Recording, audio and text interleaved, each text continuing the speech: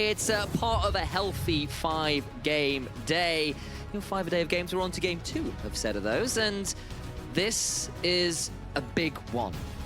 Singularity 0-6, JDXL undefeated at 6-0. Literal first versus last competition, and M&M, Singularity's nearest competition, looked good in their last match. Looked very good. They were inches away from taking down Bifrost, and Singularity are looking at them as their kind of nearest competition.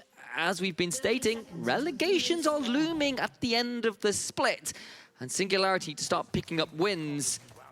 Against JDXL, though, that is a tall order. It's a tough ass. So I very much agree with what the desk said. Pop gonna have a bit of a rough time in this game, playing around 3 arguably losing lanes. I think that mid lane is never going to get pushed from Soraka early on, or at least it's not going to be impactful enough to do anything. Yes, give us that butt wiggle. Oh, yeah, corgi power.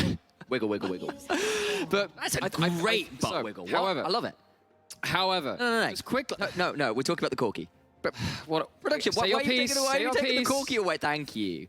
Look at that glorious corgi butt. Yeah, we're not here to talk about laning phases. This is arguably going to be the most sleeper of them. Yeah. All right, we can move on now. We've start leveling up that Q. You can get some lane push, but on the whole, you're not really going to be able to impact the map as something like a Soraka. 2v2, when you have a Nautilus into Yuumi, weird stuff can happen, but given just the huge amount of burst you can get out of a Lucian Brillon, things get a little bit awkward. Now Tatooine starting with the E on Yasuo. So I actually used to be friends with a Yasuo mate, went by the name of Yasmuo, actually, with a little weird symbol to make it look similar in name. But he talked me through a lot of this matchup when it first came out, because we used to play all the way back in Season 5 together. And this was a matchup where you have so many ways to really annoy Minina. You get on top of them, they can't just hop away, especially if there are minions nearby. And if you block the boomerang with the wind wall, even if it hits you, you throw it backwards, you don't get to catch it and then get your cooldown back. Now you're throwing out basically to no avail in bot lane. So we're going to continue to talk about the Yasuo match on the top side. But if there is a point with Tatooine, can get onto Cries in a extended kind of fight post level 3, of course, when you have that wind wall. If you manage to block that boomerang and you get to fight just the mini-Gnar, things get really awkward. He takes a lot of damage down there, and not going to be anything too much more there. I thought maybe there'd be a bit more. And I mean, I love that Yasuo point you're building up is maybe we'll have to come back to that, as there is a little bit of attempt in the mid lane, but Dan is around, and the mid jungle for JDXL has been such a power point for this team. When the team's been getting leads early on, it's been through the mid jungle, and Porp gonna try and dive forwards. Should have a way out of here, actually, but maybe not bad, actually. zoned out of his Raptor pit potentially, but of course there is, a Soraka in the mid lane, which does mean that the health bars are always a little deceptive, and Dan, when they beat Bifrost, was doing exactly this. The early pressure mid lane to really pressure the enemy team on their red buff, on their Raptors. You see that again, actually blocks the boomerang. That's what you're aiming to do, but you have to play aggressively. It means that they've pushed up. Dan's on the top side of the map. Tatooine didn't respect it. It's going to be dead.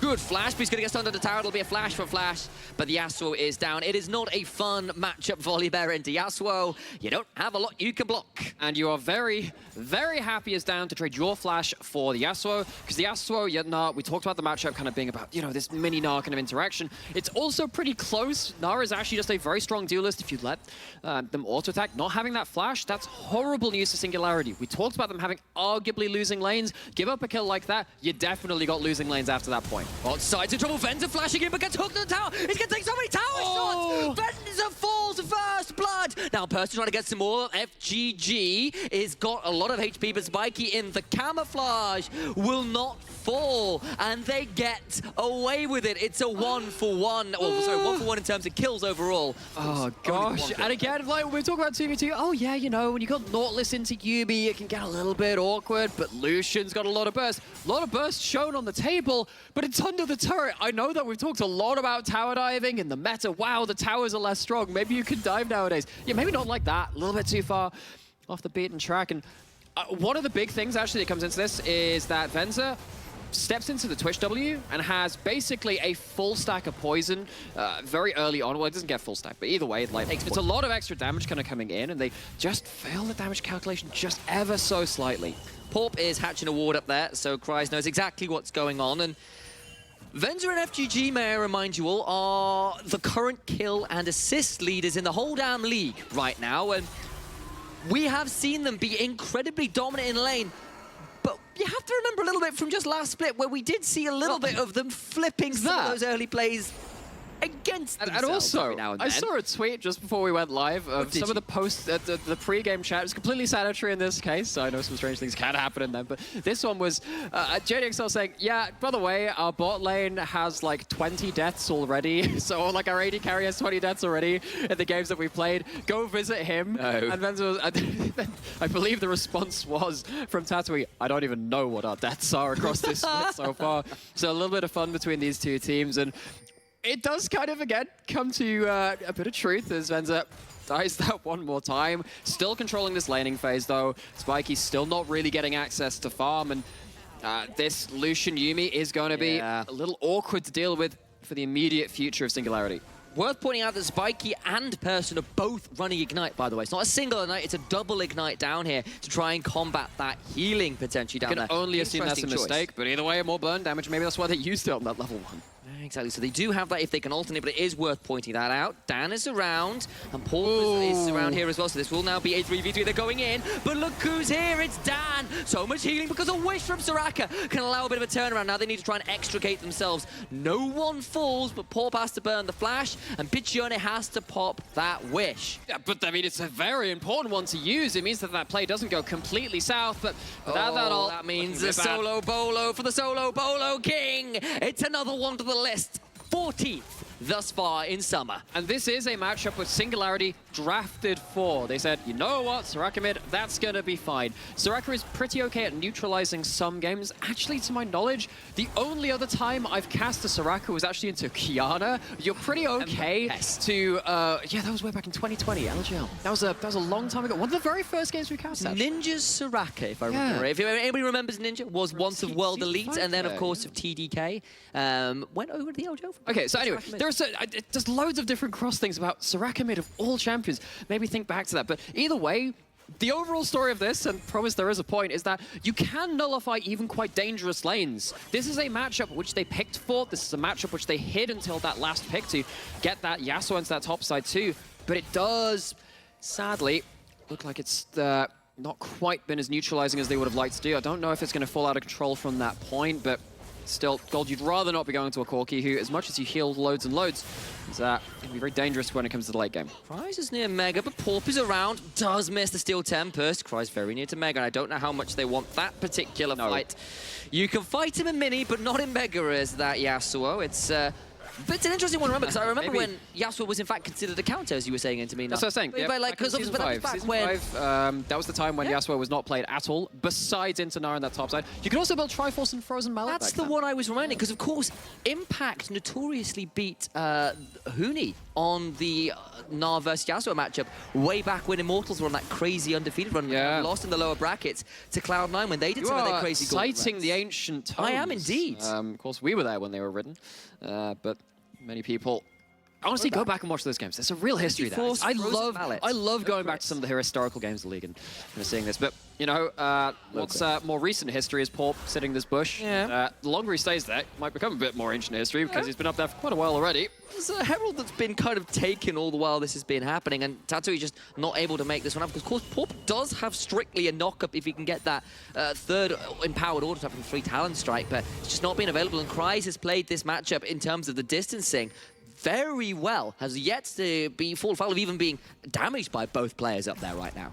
So, we saw that 1 kill go towards that bot side, but 2 kills onto the solo lanes of Singularity means that JDXL find themselves into an advantage. They have CS squad leads across the board, including that jungle. We've seen how much time Porp has spent trying to force some plays wherever they can do. Oh, it's actually a dash cancelled, but yeah, does have the wind wall, but he's trying to play around it best he can. Kryze down into Mini now, just get knocked up, gonna take a lot of damage afterwards, but now can Kryze play this one out best he can. The wish comes through and makes this one a lot more challenging, but the minion discrepancies means that Tatooine just doesn't have the damage available. Piccione keeps his top laner alive, but can't make that 1v1 a winning trade, really, for Tatooine. And it does feel sad when you sat here as this Soraka thinking, hey, I can impact global plays. We can turn this into a winning situation. What it's actually being used for is to bail out bad aggressive plays which have needed that little extra bit of gas in the tank, and it's just not landed so far. Singularity would have loved for those to come to fruition. It's just not happened. Singularity sat once again an early game disadvantage. And while I appreciate what they've done with the Soraka in terms of, hey, we can go for these plays, the plays just haven't been executed the way they want to. And the desk's premonitions about Porp's woes in the jungle with the way the lanes were going to be working out was definitely true, but there is a fight in the bot side as Venza has to flash away, heal and exhaust pop for FGG, and now the Ignite afterwards allows the kill back. Spiky being called down, trying to turn this one around best he can, but there's just not enough. And Venza and FGG get their vengeance for the early fail tower dive. I didn't know we had hobbits in the bot lane. What about a second Ignite? They put a second one down on Venza, and it just doesn't matter. Doesn't work. Doesn't matter. Meat's back on the menu, and Person and Spiky both dying, and this time they didn't have a Soraka ult. They didn't have one for this top lane either. The knock-up misses. Oh, that's problematic. Now Kreis can start running this one down. Forces a flash out of the Yasuo. Nightbringer skin he might be wielding, but it is looking increasingly like just general lights out in this game. Once again, it is aggressive plays on both sides of the map, which just aren't executed the way that Singularity would want to.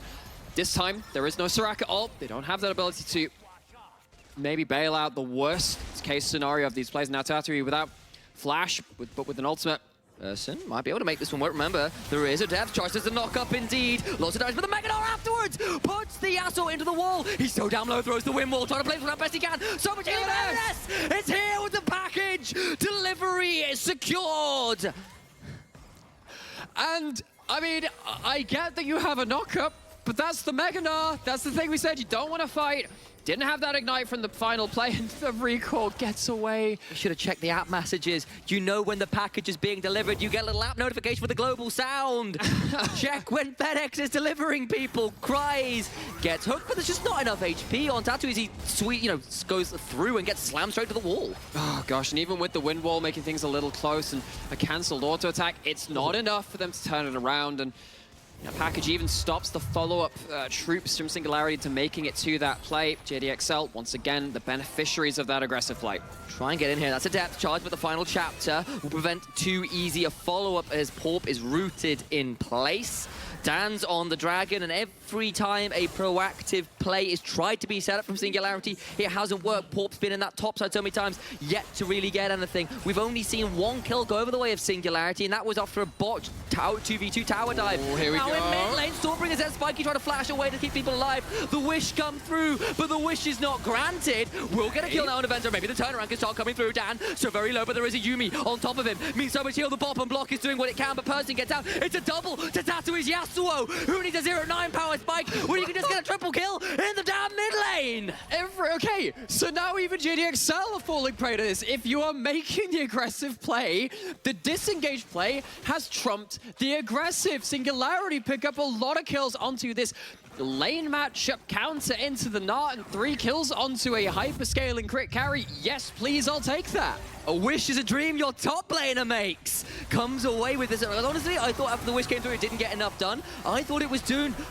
But they get Venza, and then it's a 3v2 with a Yasuo starting to run rampant. And at this point, at this point in the game, even though Lethal Tempo is a rune which has lost a lot of early game efficacy, you're still stacking it up incredibly quickly to get so many auto attacks through. Multiple knockups from the Yasuo, of course. Your Q gets reduced cooldown when you start stacking that Lethal Tempo rune. Singularity gets stuck in, and for once, they're rewarded for it. That is a critical moment. Of course, they're still down 5,000 gold, 2 dragons. It's a big difference. What have you got for me? I haven't been checking items too closely. Yes. I'm sure Twitch chat has picked this up. Yes. Me. That ain't no Kraken Slayer. I saw that. You saw it. Well, you didn't bloody tell me. It's an Ashes Tooth. Okay. It's, of course, you got the Halo Blades on the Twitch, and that means what you're looking at is an AP burst switch. And you've already got that second AD carry towards the top lane, which can start helping cause the Shinzao put out some physical damage in Twitch's place. And in fairness, otherwise you would have been very AD heavy, so I think that is an astute switch up on the Twitch who does have that ability to flex the build path a little bit like Kaiser's of old. What have you got for me? Well, the thing is, though, like, you say that, it's like, all of this, it would have been very physical damage heavy. A lot of champions have actually been making their way from ARAM builds onto Summoner's Rift. We saw the AP Kaiser, Duskblade Imperial Mandate, CDR, Poke build, Ash, that kind of thing. And I have to say, I did once play against Leandri's Soraka, and it had like a super strong front line. I was like, I wonder if that's the next really awful thing to come out of him. Anyway, not in this game. This Rise is down to the minion. Oh, my days, just out of range of that distance steel very well. Porps here. I think they can just go for this. Throws the Crescent Guard for the easy knock-up into the last breath. Yours, not mine, says Tatooine, and secures another kill. Shut down. 4-2-0. Oh, M&S trying to get some trading back. Takes 2 turret shots, but you're absolutely right. That extra gold onto the Yasuo, very important. Once again, even with that CS going so far in the favor of that Gnar, the Cull popped in. Oh, Piccione is in so much trouble. Flash, but there's a Stormbringer. Stunned in place, does have the wish, keeps himself a little bit alive, but not for much longer. That little bit runs out. There's a Herald in inventory. Dan's taking some tower shots, though, so needs to be a little bit aware. I'm not sure what Porp can do to stop this, though. So it's looking like a tier 2 going down. The ult can't stop this Herald charge. That's going to be the tower going down. Of course, inner turrets give a lot of gold over. So much we've been talking about the gold onto the Yasuo, I mean, that's kind of like the hope. That's the silver lining. I guess the reason we're not talking about JDXL and the amount of gold they have is because it's huge. An awful lot. Actually, last year, M&S played that Corki versus Singularity and got 5 solo kills in that game. On that Corki, in this game, has an absolutely absurd advantage. Once again, in an individual capacity, huge amounts of gold on the Corki. So while that is the bright spark from Singularity, that Corki is going to be monstrous to deal with. Full credit there to Christ, by the way. That was a perfectly timed boulder as the Gromp was coming through. I appreciate the very smooth timing on that. Of course, you can work it out with the Toad coming through, but he was very much on Gromp there on spawn. It's Porp trying to challenge for this blue buff. I just don't know how doable it actually is. The Equinox will come through as Porp slowed down by the Bone Meringue. Not too much more, though. And Singularity, they found a few feel-good plays. They've managed to get some feel-good kills onto Yasuo, but it's come at a cost. We're going to see a bit of a fight instead. Never mind talking about big picture when the small picture is a fight in mid lane that we're seeing JDXL win single-handedly. It feels like as M&S comes in with a package and a Bone 2 pick. Money kills in the mid lane. Only Tatooine, the Fed member, who ain't there. He teleported behind them, but Singularity started the fight without him. You have those 4 kills on the Yasuo. You have a couple of items at least with that, and he's still not there for the fight. Singularity, like I said, it feels like they had some feel-good plays. That was their story of spring, actually, throughout their losing streak. They might have some feel-good plays, but what have they got outside of that? 2-level advantage for Cries, even with that gold. Onto Yasuo means that there's no feel-good moments here for Tatooine in the isolated 1v1, even with that amount of gold funneled into that champion. A reminder, of course, this is Person's first game on the Rift, the new member towards Singularity, who did help out, turn around that bot lane play, has been involved with 4 out of the 5 kills, has done his very best to make things happen, but unfortunately the map has kind of collapsed in terms of the gold, in terms of the towers, just in terms of the control, really, that even when you are getting these single kills, it came at the cost of a kill and a tier 2. It came at the cost of all the camps out of your red side jungle. Nothing is ever for free, and the cost is sky high. It's part of what's made JDXL so dangerous. It's their ability to just get more out of every play. Of course, JDXL still remaining defeatless. Might be a moment, though. Gets the hook, it's onto Mini now, but can they secure the kill? Hopping away, Tatooine trying to get another hit, and that's a decent use of the wind becoming lightning. But will it strike twice? The heal comes through from FGG to keep them alive now. Porp being rooted in the place, does have the Crescent Guard to come and keep people alive, but they're going straight into it. Mega Gnar now coming through, the wish is there though, and Ventus in trouble on the other side, shuts down, but that will be a trade back for the jungler as the Soraka, I apologize, didn't nearly call them the wish. In goes the storm, bringing Volley Bear, and Bear trumps them all, carving them apart with the frenzied mauls. Tattoo trying to run away alongside Person, but Person falls. He is deceased, an ex-Person, and only Spikey and Tattoo are the ones to get out of that one with their health bars blinking, but alive. Pining for the fountain with Singularity in that fight, and they just, again, couldn't quite find the right angle. This time at least Tatooine was there. They start off with the CC combo, involved that last breath, and this time though, it felt like that gold advantage was too much, and you can shut down Venza. Yes, that Lucian is a lot of damage, but what we talked about, oh, you know, there's this second carry of Tatooine in the top lane for Singularity. Well, yeah, we already talked about the Corki on the other side with that much gold. 5-0 and 4, building towards what looks like a Hydra as that third item. That is so much damage. We saw that come to fruition in that fight. I'd sort of point out that is a nearly 13, well, 12,500 gold lead to JDXL. That's, I won't quite round up yet, but it is getting very close to a very unlucky number for Singularity. It is a, frankly, disgusting one more good discrepancy. fight from M&S, and he could actually double his lane opponent's gold. That is, and I get that this is a Soraka that's likely been dropping farm for the carries. I get that's something that's going to happen. Either way, that amount of gold is, well, I mean, at this point, actually, an exceptionally good fight or two. You might even be doubling the enemy AD carries gold. You're looking at nearly 2 completed items worth of gold difference there. Let's see if they can make it in this goes fight. over. Crescent Guard is down, but Dan teleport. now going to try and get onto Person, who is being left to the Bears. Never mind Wolves at this point. Making a dire variety because it's a dire look in this game. JDXL find themselves a kill. They'll back off towards the Baron. And they have got themselves a soul to collect afterwards in 2 minutes. That's going to overlap perfectly. If they take this Baron, they have a lot of damage. They can take that pop.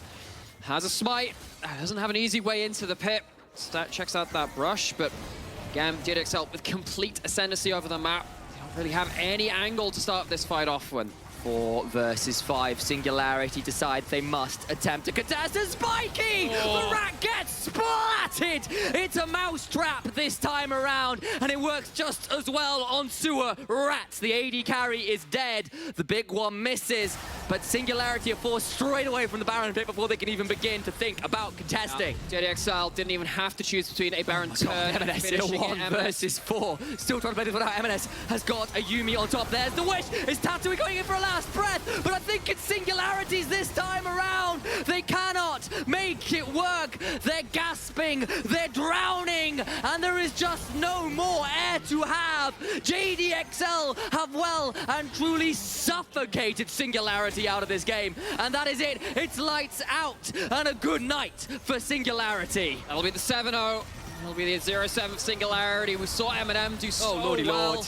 just before them, saying they look stronger than a 1-5 team. Singularity, sadly, looking like they have done for most of this split. They've had bright moments, but failed to to string them together, failed to have anything leaning towards those nexuses.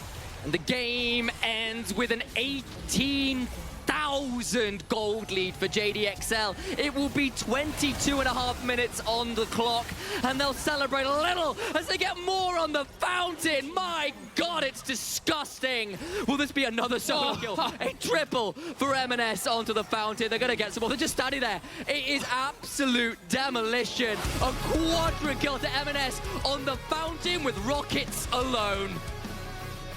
Well, can't say